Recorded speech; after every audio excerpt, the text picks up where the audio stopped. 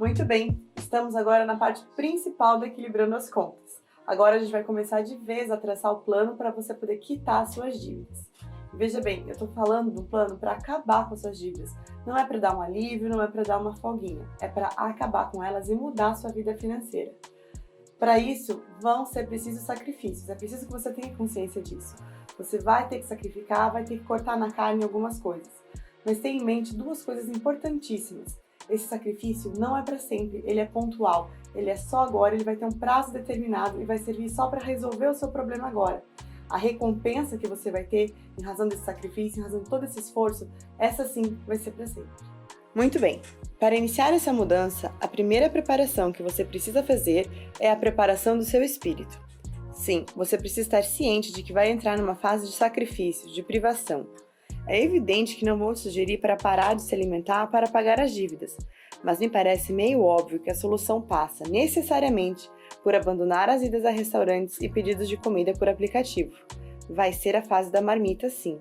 Você precisa entender que vai ter que adotar uma postura diferente da que adotou até agora. Reconheça, do seu jeito não deu certo até aqui. Você precisa mudar e tentar fazer de outra forma. Você está entrando numa fase de guerra às dívidas. A sua prioridade nas próximas semanas será foco total nesse processo de transformação e reeducação financeira. Nessa fase, você vai precisar zerar tudo. Saída com os amigos, ida a restaurantes, futebolzinho da semana. Tenha foco, isso não é para sempre. E agora, nesse momento, você precisa de dedicação total. E uma coisa é muito importante. Quando você for cancelar esses seus compromissos, eu não quero que você invente nenhuma desculpa, não é para mentir. Diga que você está num processo de reeducação financeira e que está repensando todos os seus gastos. Isso não é motivo algum de vergonha. Esteja preparado para quebrar algumas rotinas que estão na sua zona de conforto. A ida ao salão, o futebol, o churrasco e a cervejinha do final de semana. O segundo passo fundamental é descobrir o tamanho do problema. Geralmente, quem tem dívidas tem medo de cutucar a onça. Mas acredite, não saber exatamente o tamanho da dívida não faz com que ela fique menor e nem desapareça. Para estruturar o nosso plano, eu quero que você revire todas as gavetas, reveja todas as dívidas. Saiba exatamente quanto e para quem você deve. Importantíssimo! Embora estejamos dentro do Sejusc bancário, esse programa de tratamento ao superendividamento não tem por foco apenas as dívidas bancárias. Todas, eu disse todas as suas dívidas devem entrar na conta. Se você deve na padaria, no verdureiro, para a mãe, para o cunhado, a sogra, o irmão, não importa. Anote todas as suas dívidas e vamos enfrentar o problema como ele realmente é. Em seguida, vamos classificar as prioridades financeiras. A esta altura, eu espero que você já esteja anotando os seus gastos e usando a planilha que foi disponibilizada junto com a segunda aula. Assim, você já tem um bom mapa das suas despesas, já entendeu para onde seu dinheiro está indo. Lembra que eu te falei lá na aula 2 que eu ia explicar sobre classificação? Então, eu quero que você olhe para a sua planilha de orçamento doméstico e classifique, divida as suas despesas em 3 grupos. Essenciais são aquelas despesas que você não tem como mexer. Lá na frente vamos verificar se não dá mesmo para mudar essas despesas. Importantes são aquelas despesas que você não quer mexer. É a sua academia, o futebol com amigos, churrasco do final de semana. São despesas que você considera importantes para a sua qualidade de vida. E supérfluas. Quem está muito endividado geralmente não tem muitas despesas supérfluas, mas são coisas que poderiam ser revistas nesse momento. Aqui eu quero fazer um alerta quanto ao dízimo. Eu sei que a sua fé pode exigir o pagamento do dízimo e eu respeito muito todas as suas crenças. Reflita um pouco, verifique se nesse momento não é melhor você doar o seu tempo para a caridade e guardar o dinheiro para o pagamento das suas dívidas. Quando você estiver com a vida mais equilibrada, você volta a fazer as suas doações conforme a sua fé. Além destes 3 passos, tem algumas atitudes que precisarão ser adotadas ao mesmo tempo. Não é para somar todas as contas esse mês, no mês que vem classificar, no seguinte negociar. Não, você precisa agir em várias frentes ao mesmo tempo se quer realmente solucionar o problema. E a justificativa para isso é muito simples. Ele serve para encurtar o período de sacrifício na sua vida. Vamos chamar esse 4º passo de simultaneidade. Uma outra atitude muito importante para essa mudança de vida é abrir jogo com a sua equipe. E quem é a sua equipe? Ou se você está tendo problemas no orçamento familiar, a sua equipe é a sua família, seu companheiro, seus filhos. Se você é solteiro, a sua equipe são aqueles amigos que estão sempre do seu lado lhe chamando para sair, para jogar bola, para ir no barzinho. Converse com eles, abra o jogo e esclareça o que está acontecendo. Para aqueles que estão com problemas no orçamento familiar, é importante demais abrir o jogo. Eu sei que normalmente a gente tenta blindar a família dos erros que cometemos, seja para protegê-los ou mesmo por vergonha. Mas saiba que não tem como esse processo de mudança de vida dar certo se todos os membros da família não estiverem conscientes do tamanho do problema e dos sacrifícios que serão enfrentados. Em uma família, estão todos dentro de um mesmo barco. Para sair do lugar, todo mundo tem que remar na mesma direção. Se só um estiver remando, pode até ser que o barco saia do lugar, mas vai demorar muito mais para atravessar o rio. Agora, se cada um estiver remando para um lado, aí, meu amigo, minha amiga, é certeza que esse barco não vai a lugar nenhum. Sim, essa é uma conversa difícil, eu sei, e é justamente por ser tão difícil que ela precisa ser feita do jeito certo. Não é para começar a conversa tentando achar um culpado.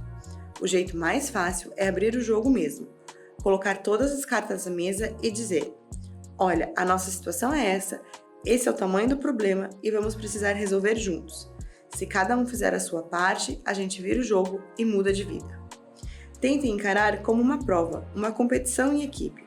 Vocês têm um objetivo comum que precisa ser alcançado. Importante para quem tem filhos: não os deixem de fora. Eles são também parte da equipe e devem ser ouvidos. A partir dos 7 ou 8 anos, as crianças já têm condições de compreender bem esta questão financeira e podem ser aliados valiosos na hora de tentar inventar alternativas mais baratas para o passeio de final de semana, por exemplo. E como fazer para que todos sigam o plano? Estabeleçam um prêmio. Por exemplo, se vocês fizeram a conta e perceberam que precisam economizar R$500 pelos próximos 5 meses para pagar as dívidas, então definam que vão fazer essa economia por 6 ou 7 meses. A economia dos primeiros 5 meses servirá para pôr as contas em dia, e a do 6º e 7º mês pagará por uma pequena viagem ou presente para cada um dos membros da família. A superação do sacrifício feito em conjunto precisa ser comemorada. Usem esse prêmio como um marco da nova vida de vocês, uma vida sem dívidas e com planejamento financeiro. Muito bem, com o orçamento preenchido e identificado que a situação está fora de controle, algumas atitudes devem ser adotadas. A segunda conduta que você vai adotar simultaneamente, obviamente, é cortar gastos. Para isso, a primeira medida é cortar compras parceladas. Nesse período de sacrifício, de reeducação financeira, as compras parceladas estão proibidas. Elas engessam suas escolhas e não te dão espaço para lidar com imprevistos e reduzir gastos. Segunda coisa, decrete guerra ao consumo de energia. Sim, a economia de energia talvez tenha um impacto financeiro pequeno, mas acredite em mim, ela tem um efeito poderosíssimo no seu aspecto psicológico e na motivação para continuar no processo de sacrifício.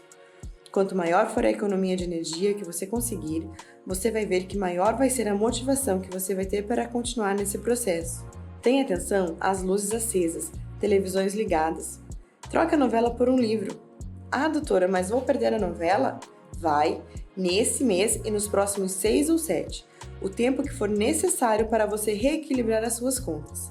É parte do seu sacrifício para você poder ver sua novela ou seu seriado no futuro sem a preocupação de estar estourando seu orçamento. Muita atenção com todos os equipamentos que ficam ligados na tomada com aquela luzinha acesa. Tire todos da tomada. Outra coisa, gás de cozinha é mais barato que energia elétrica. Suspenda o uso do micro-ondas, tire ele da tomada. Compras. Nesse período, somente o necessário. E eu estou falando de necessidades básicas. Você vai poder comprar nesse período apenas o estritamente necessário. Reúna o seu time e discutam tudo o que será cortado daquele orçamento que foi preenchido. Roupas e sapatos não são necessidades básicas. Sobre presentes, nessa fase, que eles sejam mais simbólicos. Faça uma ligação no dia do aniversário do seu ente querido. Expresse seus desejos de felicidade, dê um grande abraço e explique que você está num processo de reestruturação financeira e que espera que, no próximo ano, possa presenteá-lo como ele merece. Quanto ao seu lazer, substitua os passeios no shopping, no cinema por caminhadas, idas ao parque. Sobre cursos avulsos, férias e academia. Nessa fase, está tudo cancelado. Este é um processo de sacrifício que vai te permitir ter uma vida com tudo isso num segundo momento, mas de maneira muito mais tranquila, sem comprometer a sua saúde financeira. Além do corte de gastos, a terceira conduta simultânea é o aumento de renda. Como aumentar a renda? Fazendo hora extra, fazendo bico, vendendo brigadeiro, bolo de pote, salada de fruta, fazendo faxina, sendo motorista de aplicativo. Tenham aqui em mente tudo aquilo que eu disse sobre renda extra na aula 3. Não existe vergonha em nenhuma forma de trabalho. Tudo é válido. Ah, mas eu trabalho 8 horas por dia, não tenho tempo de fazer renda extra. Amigo, lembra que você está num processo de sacrifício? Isso inclui sacrificar também o seu tempo. Além do aumento de renda, outra forma de obter dinheiro extra é desapegando. Desapegue de tudo que você não precisa e não usa. Agora, se a sua situação de superendividamento é mais grave, ela vai exigir uma conduta mais grave. Ela vai exigir que você reduza o seu padrão de vida. Eu sei que é difícil e eu sei que é drástico. E eu sei que a sua primeira reação quando você me ouviu falar isso foi assim, você tá louca? Nem pensar.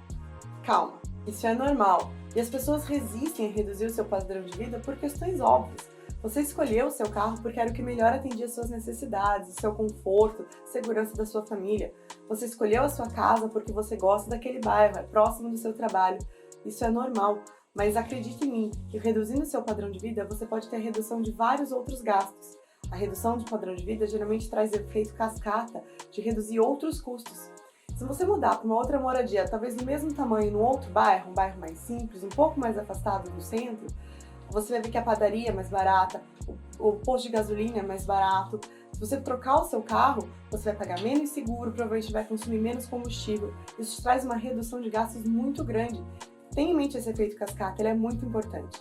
E lembre de outra coisa, essa redução do padrão de vida não é para sempre, ela é pontual para resolver o seu problema agora. Depois que você estiver com as dívidas quitadas, você vai continuar trabalhando no seu orçamento, você já vai ter planejamento financeiro, você já sabe como cuidar das suas contas para que a situação não se repita. E aí você vai trabalhar para recuperar o seu padrão financeiro, o seu padrão de vida. E vai recuperar esse padrão de vida de uma forma muito mais tranquila e equilibrada e sem que isso te traga dor de cabeça. Tenha em foco o motivo pelo qual você está fazendo isso. Primeiro, você não está abrindo mão, você não perdeu, você abriu mão deliberadamente para resolver o seu problema. Tenha em foco o porquê desse sacrifício todo. Tenha muito claro os motivos que estão te levando a isso e qual vai ser o seu objetivo lá na frente. Tem muita gente por aí que diz: quem tem um bom porquê aguenta qualquer como.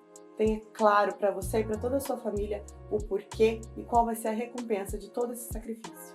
O dinheiro que você obtiver com estes 3 passos, corte de gastos, aumento de renda e diminuição de padrão de vida, deverá ser usado estrategicamente para quitar as suas dívidas da forma mais eficiente possível. Não basta sair pagando as contas sem antes organizá-las. Para essa estratégia, o primeiro passo é preencher a tabela de organização das dívidas. Essa tabela está disponível aqui embaixo para você imprimir. Se você não quiser imprimir, pode fazer essa mesma tabela num caderno. A primeira coluna, ordem, vai ser preenchida por último. Vou te explicar sobre as outras colunas e no final vamos voltar a ela. Na segunda coluna está o tipo da dívida.